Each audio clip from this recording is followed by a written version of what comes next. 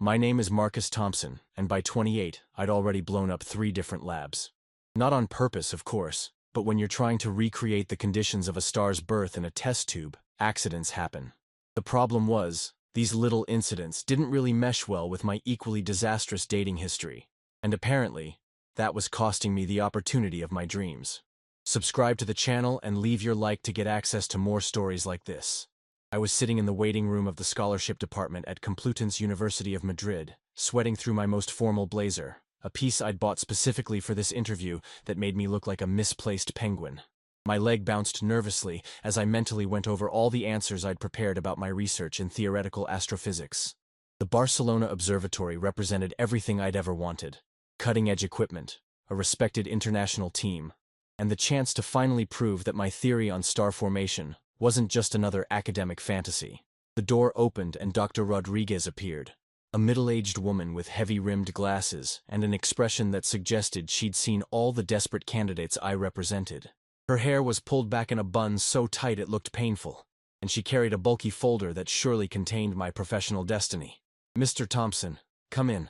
Her office was an intimidating mix of framed diplomas, stacks of papers organized into mysterious categories, and a partial view of the campus that constantly reminded me where I was and what was at stake.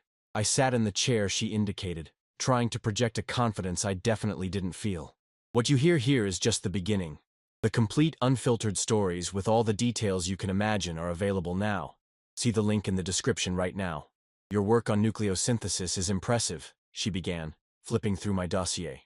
"Your theory on formation mechanisms in young nebulae shows a deep understanding of astrophysical processes." My heart leaped with hope.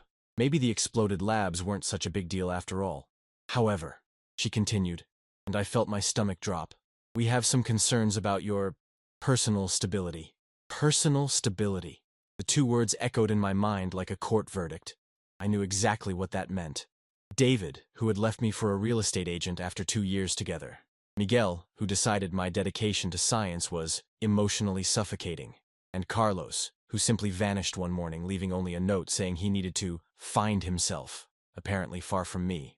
"I understand your concerns," I managed to say, trying to keep my voice steady.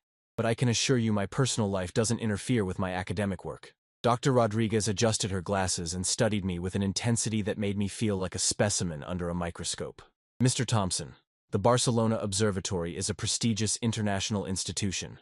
We need researchers who demonstrate not only academic excellence, but also emotional maturity and stability in their personal lives.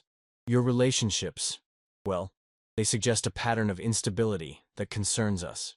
It was at that moment that my brain, apparently tired of being rational, decided to make a completely insane decision. The words left my mouth before I could fully process them.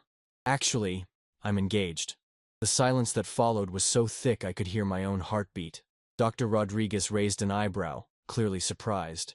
"Engaged? That's not in your file." My brain went into full panic mode. I had just invented an engagement, a completely fictitious engagement.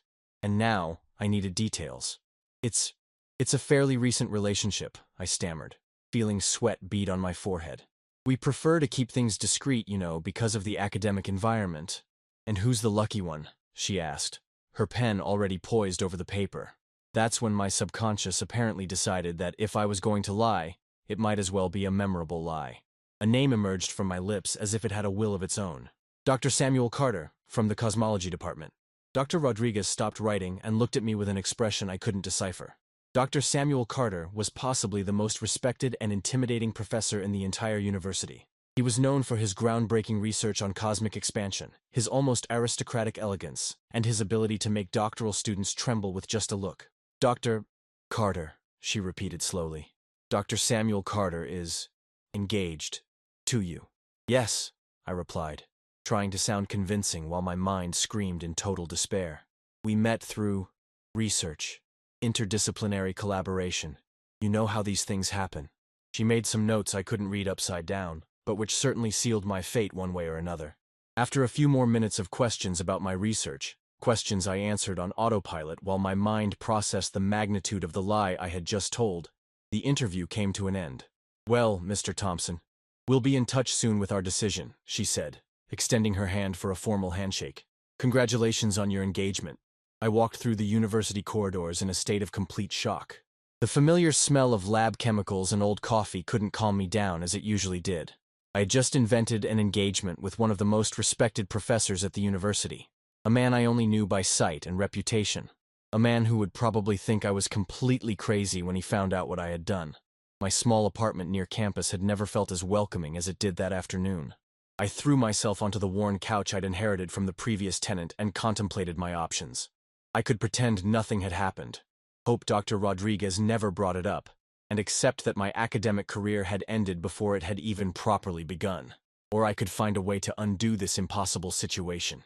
The third option, the most insane of all, would be to find Dr. Samuel Carter and somehow convince him to participate in this charade. I spent the rest of the afternoon researching everything I could find about Dr. Samuel Carter. 47 years old, born in Boston, PhD from Harvard, specializing in observational cosmology, with over 100 publications in prestigious journals. Divorced, no children, known for his complete dedication to work and for maintaining a strict professional distance from colleagues and students. The photos I found online showed a tall, elegant man with dark hair starting to show silver strands at the temples and eyes that seemed capable of seeing through the most elaborate lies. The next morning, I mustered my courage and headed to the cosmology department. The building was older than the astrophysics one, with corridors that echoed my nervous footsteps and portraits of illustrious scientists who seemed to judge me as I passed.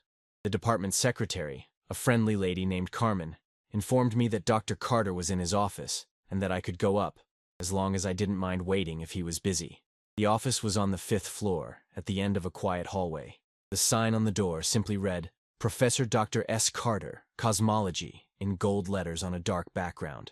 I took a deep breath and knocked 3 times. Come in. The voice was deep, controlled, exactly what I expected. I opened the door and entered what appeared to be the office of an academic who had dedicated decades to perfecting his workspace. Floor-to-ceiling bookshelves filled with books and journals organized with military precision, a dark wooden desk covered with neatly arranged stacks of papers, and on the walls, photographs of distant galaxies and colorful nebulae that created a striking contrast to the sobriety of the rest of the room. Dr. Samuel Carter was sitting behind the desk, watching me with a neutral expression that revealed absolutely nothing. He was even more imposing in person than in the photographs. Tall, even sitting down, with broad shoulders that perfectly filled his navy blue blazer.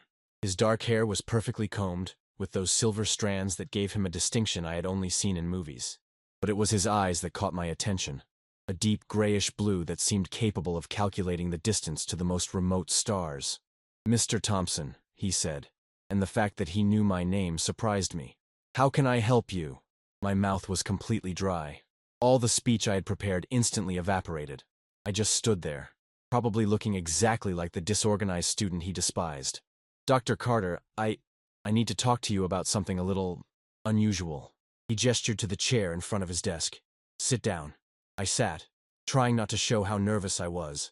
The office smelled of old books and a subtle, masculine cologne that was completely different from the chemical-saturated environments I was used to. Dr. Carter, yesterday I made a mistake. A very big mistake. He clasped his hands on the desk and watched me with a patience that was somehow more intimidating than any show of impatience. I told Dr. Rodriguez that we're engaged. The silence that followed was absolute. Dr. Carter didn't blink, didn't move, didn't show any visible reaction. It was as if I had paused time. I see, he finally said, and his voice maintained the exact same controlled tone. And why would you make such a creative assertion?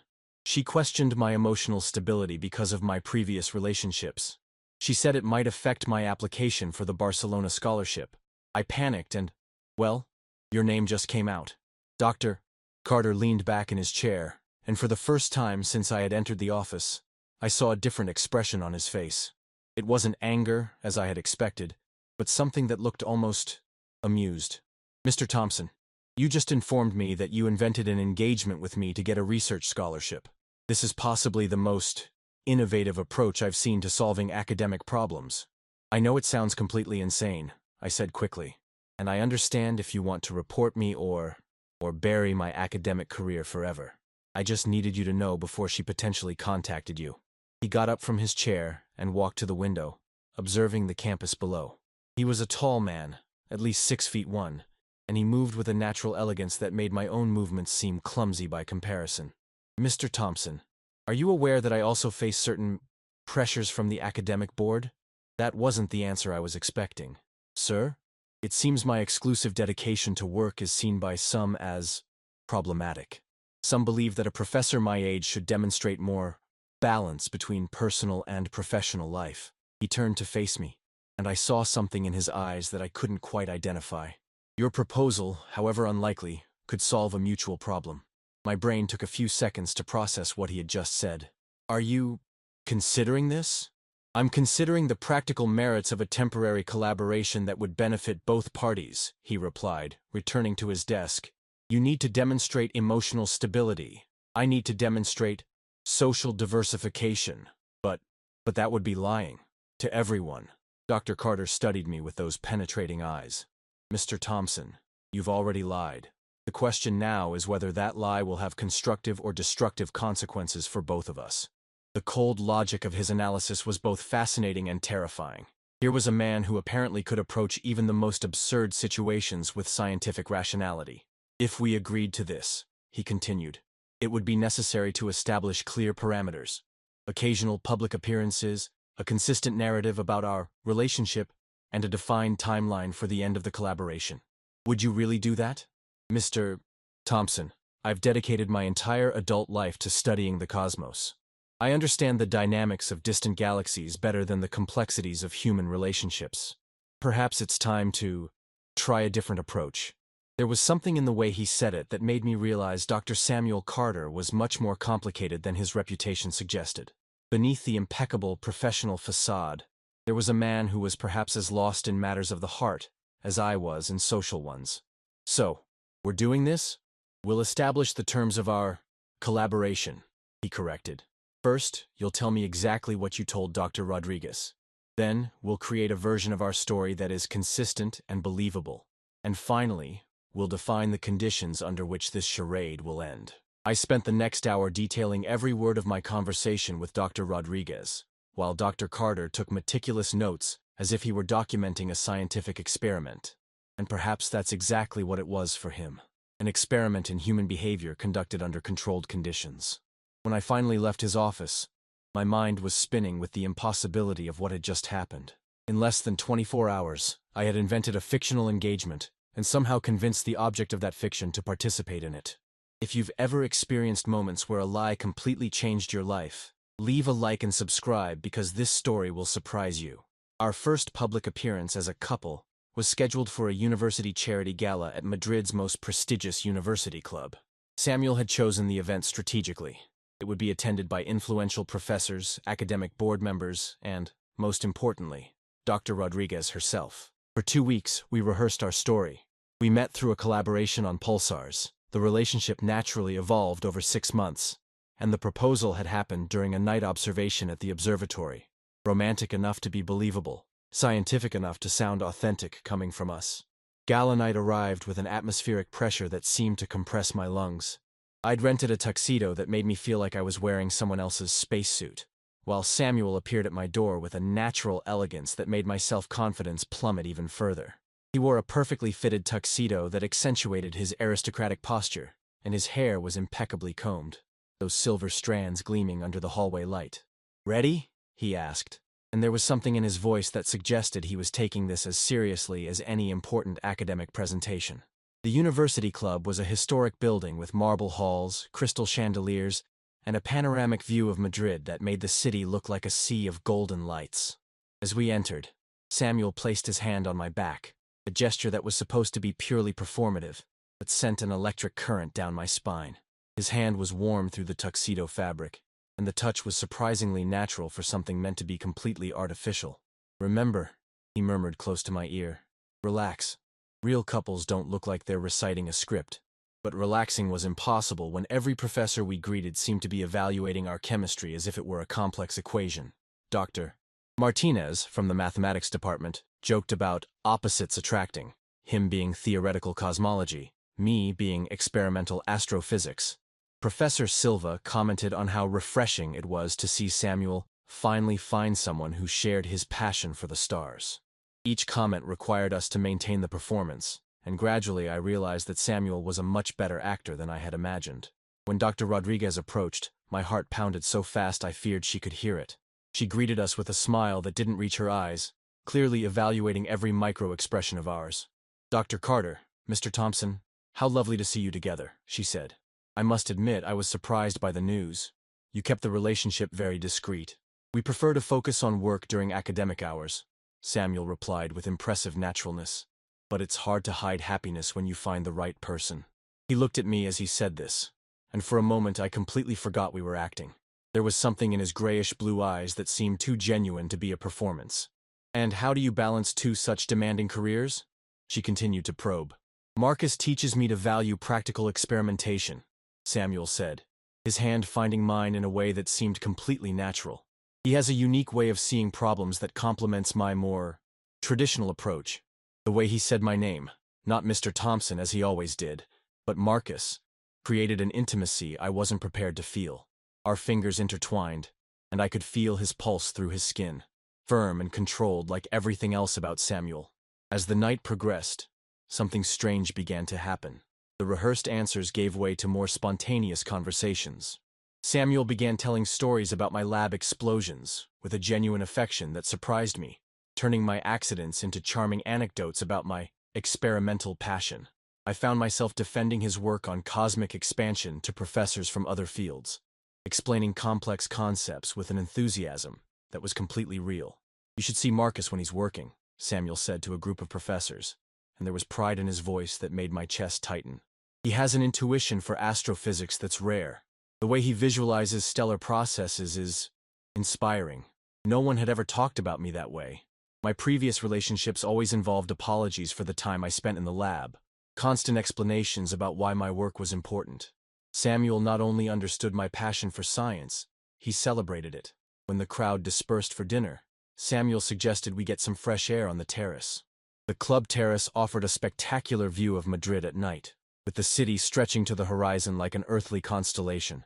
The air was cool, but not cold, carrying the distant scent of jasmine from the gardens below. "You're doing better than I expected," Samuel said, leaning on the stone railing. "You too. For a moment there I almost believed you actually cared about my research." He looked at me strangely. "Marcus, I always cared about your research. Your work on nucleosynthesis is genuinely innovative. Why do you think I agreed to this?" There was something in his voice that made me realize his motivation was perhaps more complex than he had initially admitted. The soft light of the Madrid stars illuminated his profile, highlighting the strong line of his jaw and the way his lips curved slightly when he was thoughtful. "Samuel," I said, using his first name for the first time, "why did you really agree to this?" "The truth." He was silent for a long moment, looking at the city below. When he finally spoke, his voice had a softer, more vulnerable quality than I had ever heard. "Because at 47, I realized I had spent so much time studying the universe that I forgot to live in it. And you remind me of what it's like to feel passionate about something." The brutal honesty of his confession left me speechless. Here was a man I had considered completely unapproachable, admitting a loneliness I recognized in myself. "I've always admired your dedication," I finally said. "Your students might find you intimidating, but I see someone who loves what he does with an intensity that's rare." We were dangerously approaching real emotional territory, far from the safety of the performance we had planned.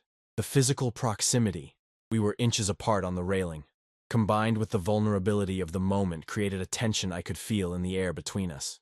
"Marcus," he said, and my name on his lips sounded different now, laden with something I couldn't name. "This is getting complicated." "I know," I whispered, because I knew exactly what he was talking about. What had started as a necessary charade was turning into something neither of us had anticipated. It was then that he turned completely to face me, and I saw an intense internal struggle in his eyes. His hands were resting on the railing on either side of my body, effectively cornering me, but in a way that didn't make me feel trapped. It made me feel protected. "We should go back," he said, but he didn't move. "We should," I agreed, but I didn't move either. The music from the ballroom reached us as a distant whisper, mixed with the soft sound of the night wind and the city that never slept below. Samuel was so close I could see the small lines around his eyes. I could feel the warmth radiating from his body through his impeccable tuxedo. "Marcus," he said again, And this time there was an urgency in his voice that made my heart pound. Samuel, But before I could finish the sentence, he closed the distance between us. His lips met mine with an intensity that caught me completely off guard. The kiss was anything but hesitant. It was urgent, desperate, laden with weeks of accumulated tension that finally found an outlet. His hands moved from the railing to my face, his fingers tracing the lines of my jaw as if he were memorizing every contour. I found myself responding with equal intensity, my hands finding the lapels of his tuxedo and pulling him even closer. The iron control Samuel always maintained had completely dissolved, replaced by a raw passion that surprised me as much as it excited me. When we finally broke apart, we were both breathless. Samuel looked at me with an expression of shock, as if he couldn't believe what had just happened. "That wasn't part of the plan," he said, his voice hoarse. "No," I agreed. "It definitely wasn't." But neither of us pulled away. If anything, the admission that we had crossed a line that couldn't be undone only intensified the electricity between us.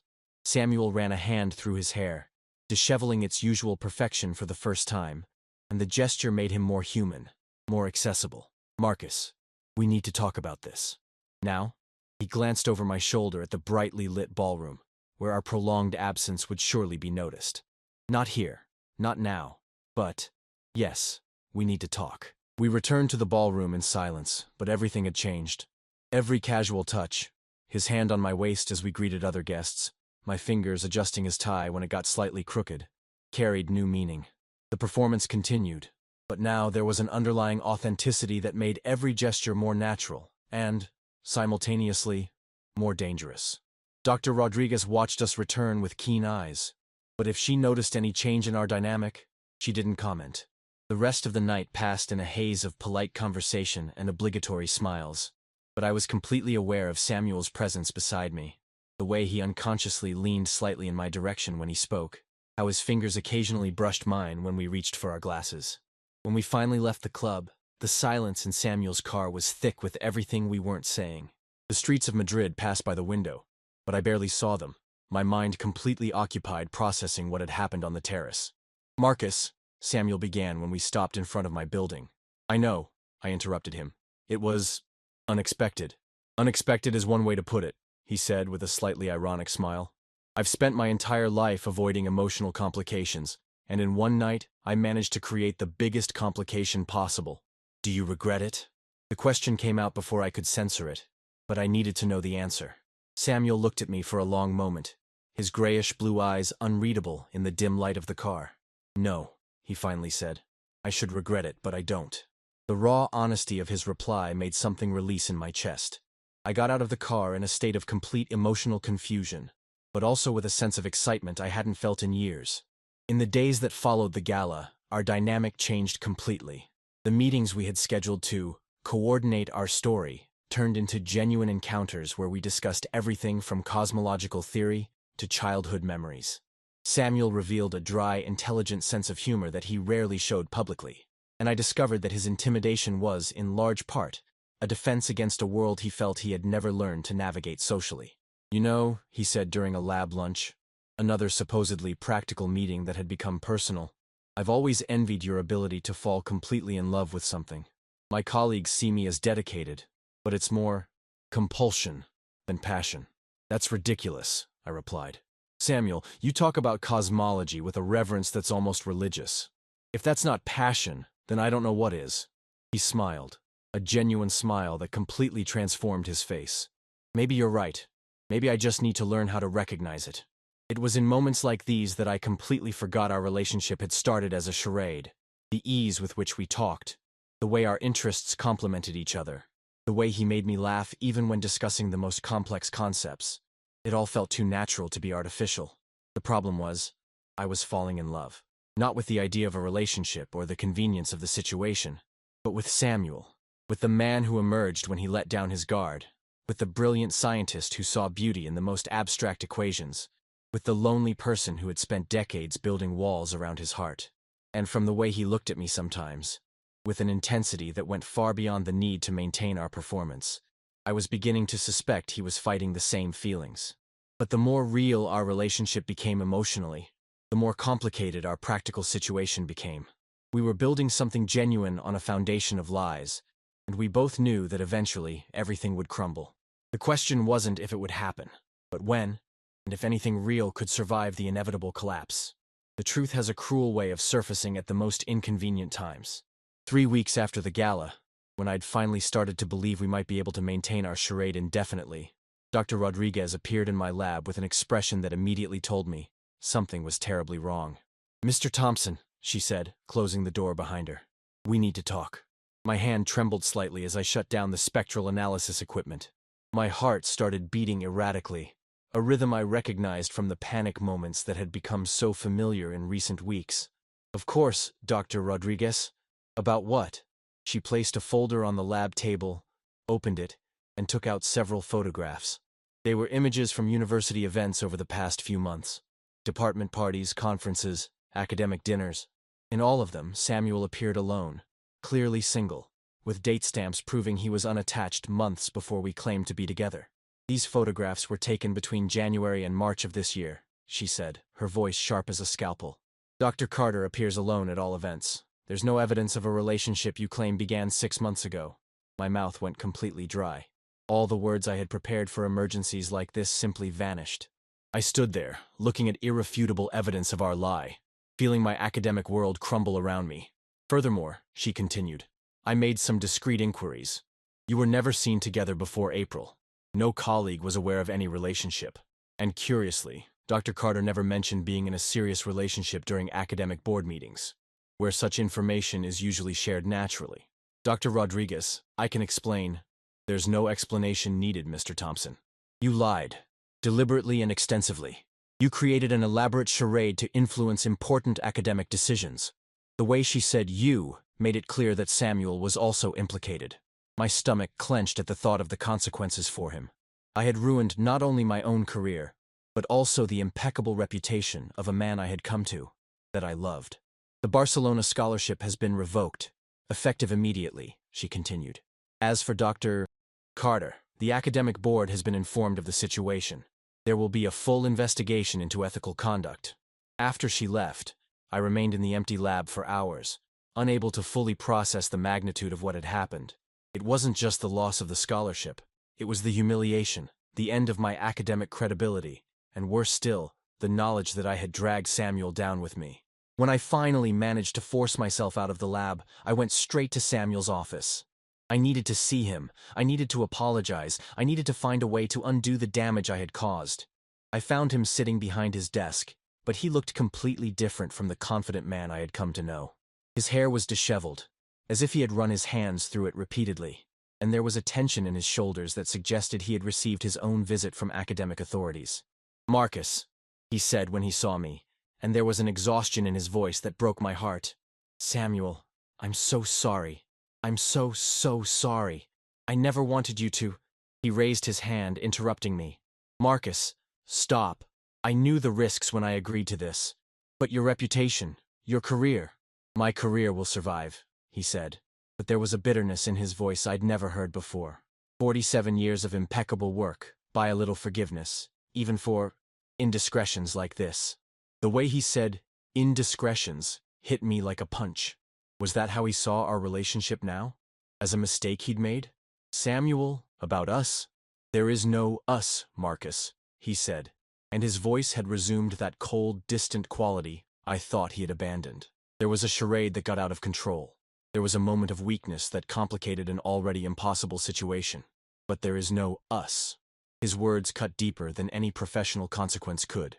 I had fallen in love with him, completely, irrevocably in love, and he was dismissing me as if I were just a problem to be solved. "You can't deny there was something real between us," I said, my voice cracking slightly.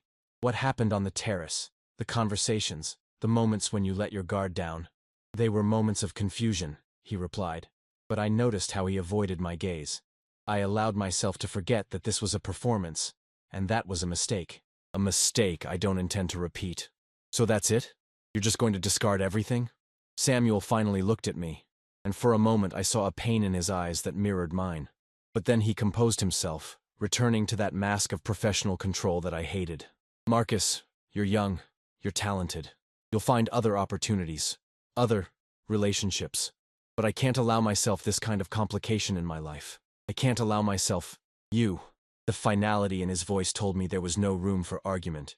He had made his decision, and nothing I could say would change that. I left his office in a state of complete devastation. Not only had I lost the scholarship of my dreams, but I had also lost the man I loved. And worse, I had caused irreparable damage to the reputation of someone I deeply respected. The following weeks were the darkest of my life. Without the Barcelona scholarship, I had no clear career prospects. My reputation at the university was tainted, and colleagues looked at me with a mixture of curiosity and disapproval. Some were openly hostile. Others offered condescending sympathy that was almost worse. Samuel and I completely avoided each other.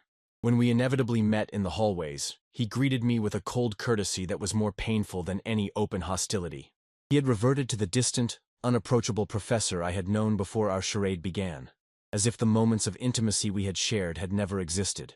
It was during one of those dark weeks that I received an unexpected call from Dr. Anderson, head of the physics department. He asked me to come to his office, and I assumed it would be for another conversation about the consequences of my actions. "Mr. Thompson," he said when I entered, "I have interesting news." I sat down, bracing myself for another dose of bad news. I received a call from the European Space Research Institute in Geneva. They are impressed with your work on nucleosynthesis and would like to offer you a researcher position. I was completely stunned. "Sir? It's a better position than the Barcelona scholarship, Marcus. Better funding, better team, better equipment. They want you to lead a project on star formation in high-density environments." "But how did they hear about my work?" Dr. Anderson smiled. "Someone recommended your work. Someone with enough credibility to make the institute pay attention." My heart started beating faster. "Who?" They didn't reveal the recommender's name, but I can imagine who it would be. There are only a few people with enough influence in the international cosmological community. I knew. Even before he confirmed it, I knew. "Samuel," I whispered. "Dr. Carter is highly respected at the institute. If he recommended your work, it carries significant weight." I left Dr. Anderson's office in a state of emotional shock. Samuel had rejected me, dismissed me, insisted there was nothing real between us. But then, secretly, he had used his influence to get me an even better opportunity than the one I had lost. I couldn't resist. I went straight to Samuel's office, determined to confront him about it. "You recommended my work to the European Institute," I said as soon as I entered, without even knocking. Samuel looked up from the papers he was reading. For a moment, I saw surprise on his face, but he quickly composed himself. "Your work is exceptional, Marcus. It deserved recognition. Even after everything? Even after I ruined your reputation? Your research has nothing to do with other complications." "Other complications?" I could feel my voice rising. "Is that how you refer to what happened between us?" Samuel stood up from his chair, his posture rigid. "Marcus, we shouldn't—" "No, Samuel. I need to say this. You can pretend there was nothing real between us. You can hide behind your professional mask, but that doesn't change the fact that you care. You care enough to sacrifice your pride and use your influence to help me." There was something in his eyes that told me I was right, but he kept resisting. "I did what any colleague would do for a talented researcher." "Lie." I approached his desk. "You did it because you love me, just like I love you." The word love seemed to hit him physically. He recoiled slightly, his eyes widening. "Marcus, you don't understand. I understand perfectly. You're scared. You've spent decades protecting yourself, building walls around your heart, and now that someone has managed to get through them, you're panicking. That's not— You said I was young, that I'd find other opportunities, other relationships. But what about you, Samuel? Are you going to spend the rest of your life hiding behind your work, pretending you don't need human connection?" He was silent for a long moment, and I could see the internal struggle in his eyes. "I'm 47, Marcus. You're 28. You have a brilliant career ahead of you. Opportunities I never had. I can't be what stops you from living your life. What if I want you to be part of my life?" "You don't know what you want," he said, but his voice had lost its conviction. "I know exactly what I want. I want you. I want your obsessive quirks, your monologues about cosmology, your way of making coffee that's too strong. I want your intelligence, your passion for work, the way you look at me when you think I'm not paying attention." Tears began to well in his eyes, and I knew I had reached the core of his vulnerability. "Marcus, I don't know how to do this. I don't know how to be in a real relationship. We'll learn together," I said, walking around the desk to stand closer to him. We already started, remember? Before everything fell apart, we were learning. He looked at me with a mixture of hope and terror that broke my heart. What if I mess it up again? Then we fix it. Together.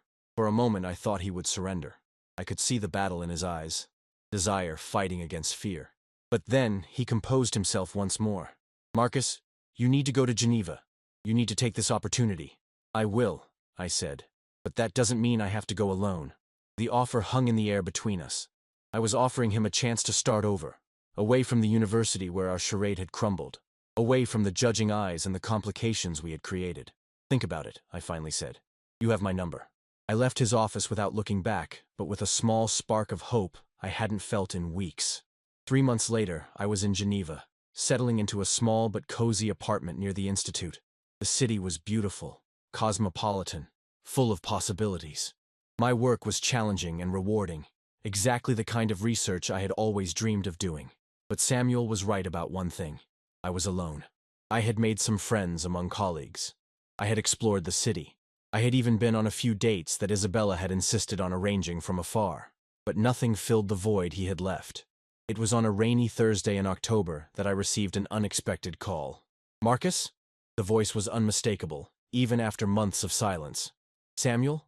I got a sabbatical. 6 months for independent research. I was thinking, Geneva is an important center for observational cosmology. My heart started beating so fast I could barely speak. Samuel, are you saying that? I'm saying that maybe I'm ready to learn, if you still want to teach me. 3 years later, I was back in Madrid for the first time since everything had fallen apart.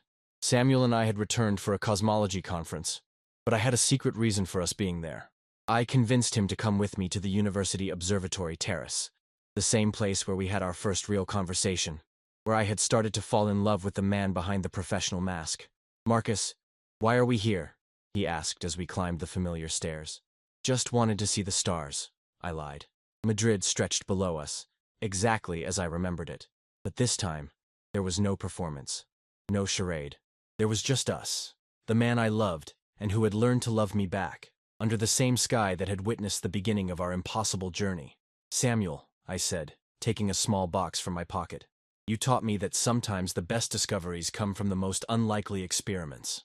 His eyes widened when he saw the ring. 3 years ago, I lied about being engaged to you. Today, I'd like to make that true. When he said yes, with tears in his eyes and a smile that completely transformed his face, I knew that sometimes the most desperate lies can lead to the most beautiful truths. Our story had begun with a charade, but it ended with the most real thing I had ever experienced. True love, built on honesty, trust, and the willingness of 2 lonely souls to learn, together, how not to be alone anymore. What you hear here is just the beginning.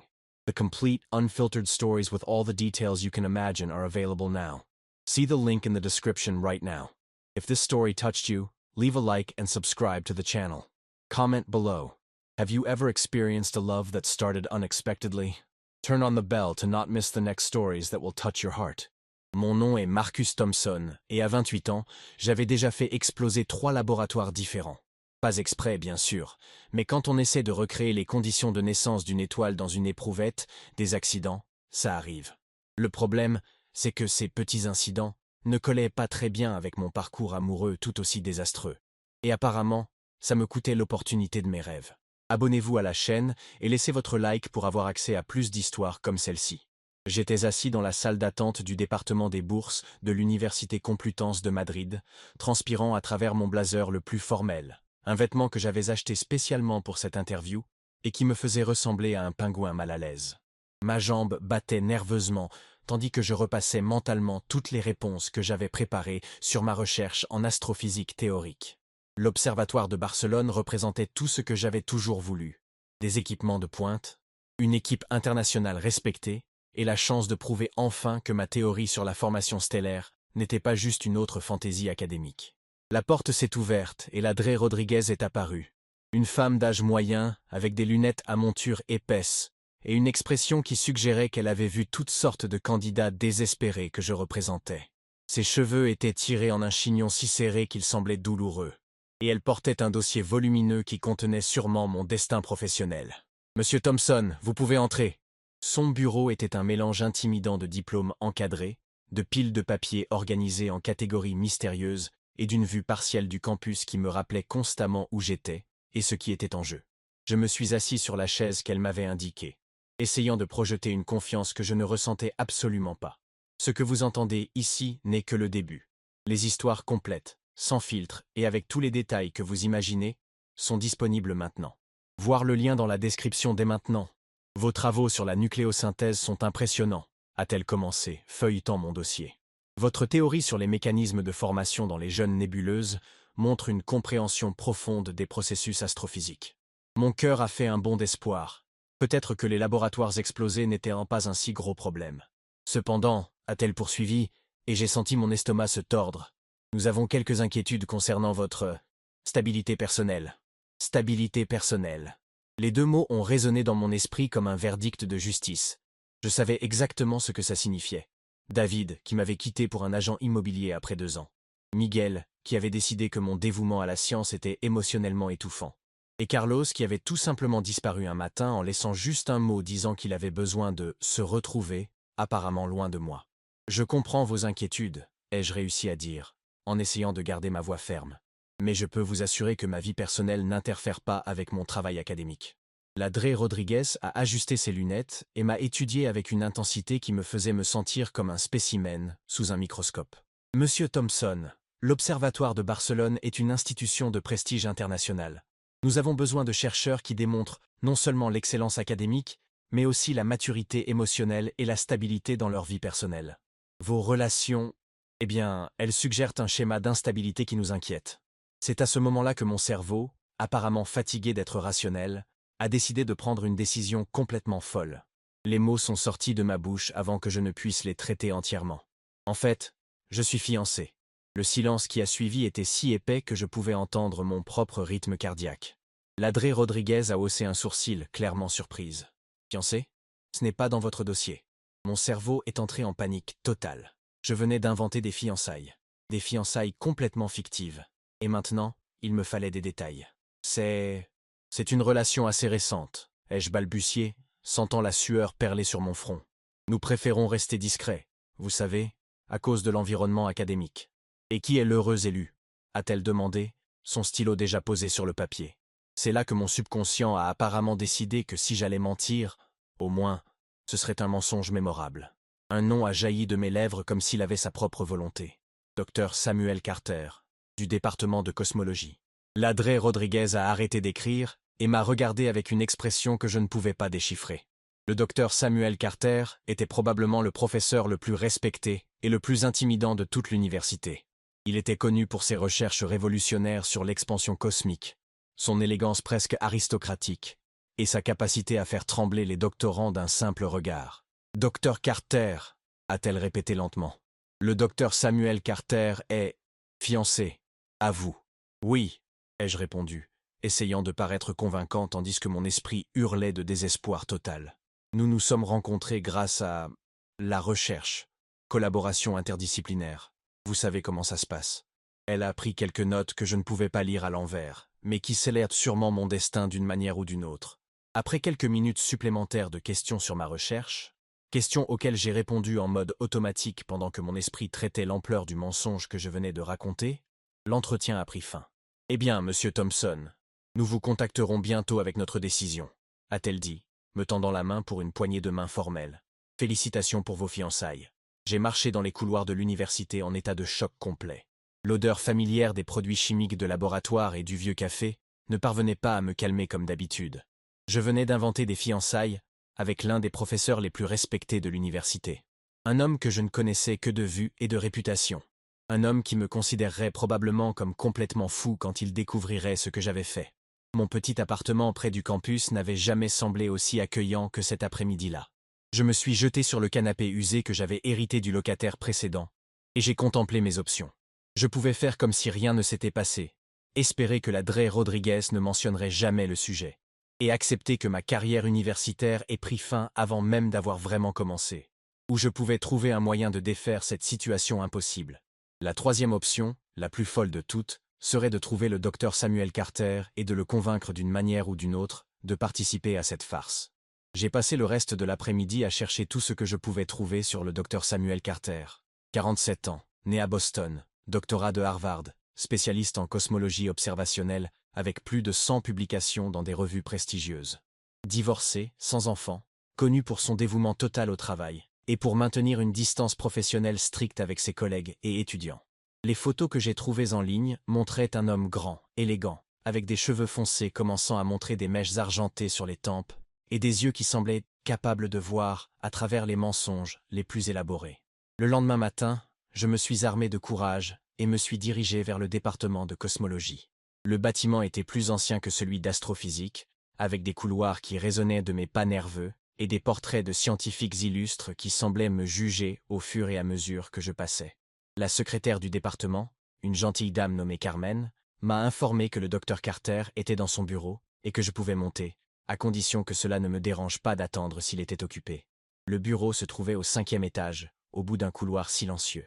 La plaque sur la porte indiquait simplement « Professeur Dr S. Carter, Cosmologie », en lettres dorées sur fond sombre. J'ai pris une profonde inspiration et j'ai frappé 3 fois. « Entrez ». La voix était profonde, contrôlée. Exactement ce à quoi je m'attendais. J'ai ouvert la porte et suis entré dans ce qui semblait être le bureau d'un universitaire qui avait consacré des décennies à la perfection de son environnement de travail. Des bibliothèques du sol au plafond remplies de livres et de périodiques organisés avec une précision militaire, un bureau en bois sombre couvert de piles de papier soigneusement rangées, et sur les murs, des photographies de galaxies lointaines et de nébuleuses colorées qui créaient un contraste saisissant avec la sobriété du reste de la pièce. Le docteur Samuel Carter était assis derrière son bureau, m'observant avec une expression neutre qui ne révélait absolument rien. Il était encore plus imposant en personne que sur les photographies, grand, même assis, avec des épaules larges qui remplissaient parfaitement son blazer bleu marine. Ses cheveux foncés étaient parfaitement coiffés, avec ses mèches argentées qui lui conféraient une distinction que je n'avais vue que dans les films. Mais ce sont ses yeux qui ont attiré mon attention. Un bleu-gris profond, qui semblait capable de calculer la distance jusqu'aux étoiles les plus lointaines. « Monsieur Thompson », a-t-il dit, et le fait qu'il connaisse mon nom m'a surpris. « En quoi puis-je vous aider ?» Ma bouche était complètement sèche. Tout le discours que j'avais préparé s'est évaporé instantanément.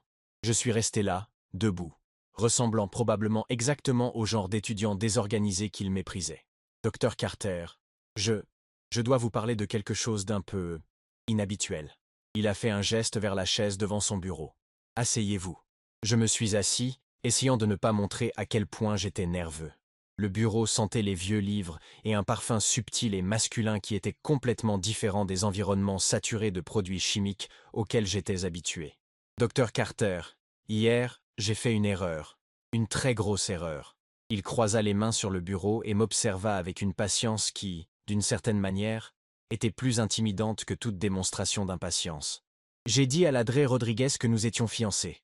Le silence qui a suivi était absolu. Le docteur Carter n'a pas scié, n'a pas bougé, n'a montré aucune réaction visible. C'était comme si j'avais mis le temps en pause. « Je vois », a-t-il finalement dit, et sa voix a gardé exactement le même ton contrôlé. « Et pourquoi feriez-vous une affirmation si créative ?» Elle a remis en question ma stabilité émotionnelle à cause de mes relations passées. Elle a dit que cela pourrait affecter ma candidature à la bourse de Barcelone.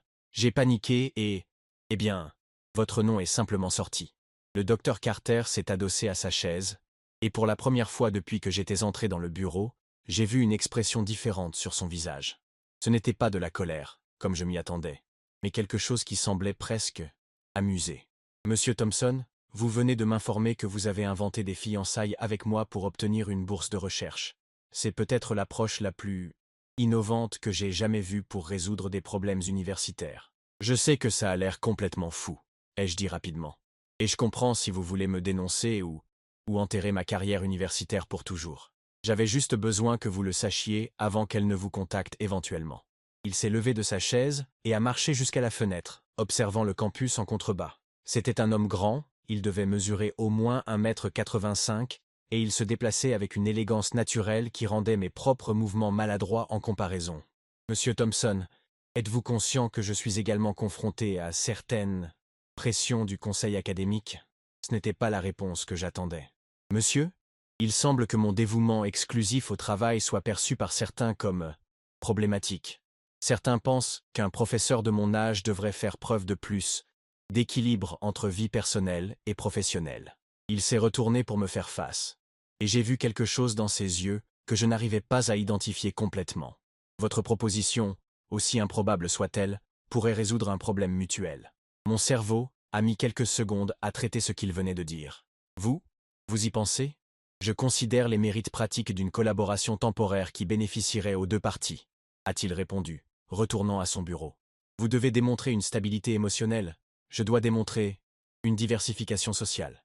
Mais ce serait mentir. À tout le monde. Le docteur Carter m'a étudié avec ses yeux perçants. Monsieur Thompson, vous avez déjà menti. La question est maintenant de savoir si ce mensonge aura des conséquences constructives ou destructrices pour nous deux. La logique froide de son analyse était à la fois fascinante et terrifiante. Voici un homme qui, apparemment, pouvait aborder même les situations les plus absurdes avec une rationalité scientifique. Si nous étions d'accord, a-t-il poursuivi, il serait nécessaire d'établir des paramètres clairs, des apparitions publiques occasionnelles, un récit cohérent de notre relation et un calendrier défini pour la fin de la collaboration. Vous feriez vraiment ça? Monsieur Thompson, j'ai consacré toute ma vie d'adulte à l'étude du cosmos. Je comprends mieux la dynamique des galaxies lointaines que les complexités des relations humaines. Il est peut-être temps de expérimenter une approche différente. Il y avait quelque chose dans sa façon de le dire qui m'a fait réaliser que le docteur Samuel Carter était bien plus complexe que sa réputation ne le laissait entendre. Sous l'impeccable façade professionnelle, il y avait un homme qui était peut-être aussi perdu dans les affaires de cœur que je l'étais dans les questions sociales. Alors, on va faire ça? Nous allons établir les termes de notre collaboration, a-t-il corrigé. D'abord, vous me direz exactement ce que vous avez dit à la Dre Rodriguez. Ensuite, nous créerons une version de notre histoire qui soit cohérente et crédible. Et enfin, nous définirons les conditions dans lesquelles cette farce prendra fin. J'ai passé l'heure suivante à détailler chaque mot de ma conversation avec la Dre Rodriguez, tandis que le docteur Carter prenait des notes méticuleuses comme s'il documentait une expérience scientifique. Et peut-être que c'était exactement ça pour lui. Une expérience sur le comportement humain menée dans des conditions contrôlées. Quand j'ai finalement quitté son bureau, mon esprit tournait avec l'impossibilité de ce qui venait de se passer. En moins de 24 heures, j'avais inventé des fiançailles fictives, et j'avais réussi d'une manière ou d'une autre à convaincre l'objet de cette fiction d'y participer. Si vous avez déjà vécu des moments où un mensonge a complètement changé votre vie, likez et abonnez-vous, car cette histoire va vous surprendre. La première apparition publique en tant que couple était prévue pour un gala de bienfaisance de l'université au club universitaire le plus prestigieux de Madrid. Samuel avait choisi l'événement stratégiquement. Il serait fréquenté par des professeurs influents, des membres du conseil académique et plus important encore, par la Dre Rodriguez elle-même. Pendant 2 semaines, nous avons répété notre histoire. Nous nous sommes rencontrés lors d'une collaboration sur les pulsars. La relation a évolué naturellement sur 6 mois et la demande en mariage avait eu lieu lors d'une observation nocturne à l'observatoire. Assez romantique pour être crédible, assez scientifique pour paraître authentique venant de nous. La nuit du gala est arrivée avec une pression atmosphérique qui semblait me comprimer les poumons. J'avais loué un smoking qui me donnait l'impression de porter la combinaison spatiale de quelqu'un d'autre, tandis que Samuel est apparu à ma porte avec une élégance naturelle qui a fait chuter ma confiance en moi encore plus. Il portait un smoking parfaitement ajusté qui mettait en valeur sa posture aristocratique, et ses cheveux étaient impeccablement coiffés, avec ses mèches argentées qui brillaient sous la lumière du couloir. « Prêt ?» a-t-il demandé, et il y avait quelque chose dans sa voix qui suggérait qu'il prenait cela aussi au sérieux que n'importe quelle présentation universitaire importante. Le club universitaire était un bâtiment historique avec des salons en marbre, des lustres en cristal et une vue panoramique sur Madrid qui faisait de la ville un océan de lumière dorée. Alors que nous entrions, Samuel a posé sa main sur mon dos. Un geste qui n'était censé être qu'une performance, mais qui a envoyé un courant électrique le long de ma colonne vertébrale. Sa main était chaude à travers le tissu du smoking, et le contact était étonnamment naturel pour quelque chose qui était censé être complètement artificiel. « Rappelle-toi » murmura-t-il près de mon oreille. « Détends-toi. Les vrais couples n'ont pas l'air de réciter un script. » Mais se détendre était impossible quand chaque professeur que nous saluions semblait évaluer notre alchimie comme s'il s'agissait d'une équation complexe. Le docteur Martinez, du département de mathématiques, a fait des blagues sur les opposés qui s'attirent, lui étant la cosmologie théorique, moi l'astrophysique expérimentale. La professeure Silva a commenté à quel point c'était rafraîchissant de voir Samuel enfin trouver quelqu'un qui partageait sa passion pour les étoiles. Chaque commentaire exigeait que nous maintenions la performance, et j'ai progressivement réalisé que Samuel était un bien meilleur acteur que je ne l'avais imaginé. Quand l'Adré Rodriguez s'est approchée, mon cœur a tellement accéléré que j'ai eu peur qu'elle l'entende. Elle nous a salués avec un sourire qui n'atteignait pas ses yeux, évaluant clairement chacune de nos micro-expressions. « Docteur Carter, Monsieur Thompson, quel plaisir de vous voir ensemble », a-t-elle dit. Je dois admettre que j'ai été surprise par la nouvelle. Vous avez gardé la relation très discrète. Nous préférons nous concentrer sur le travail pendant les heures académiques, a répondu Samuel avec une naturelle impressionnante. Mais il est difficile de cacher le bonheur quand on trouve la bonne personne. Il m'a regardé en disant cela, et pendant un instant, j'ai complètement oublié que nous jouions un rôle. Il y avait quelque chose dans ses yeux bleu-gris, qui semblait trop authentique pour être une performance. Et comment conciliez-vous deux carrières aussi exigeantes, a-t-elle continué à sonder. Marcus m'apprend à valoriser l'expérimentation pratique, a dit Samuel, sa main rencontrant la mienne d'une manière qui semblait complètement naturelle. Il a une façon unique de voir les problèmes qui complète mon approche plus traditionnelle.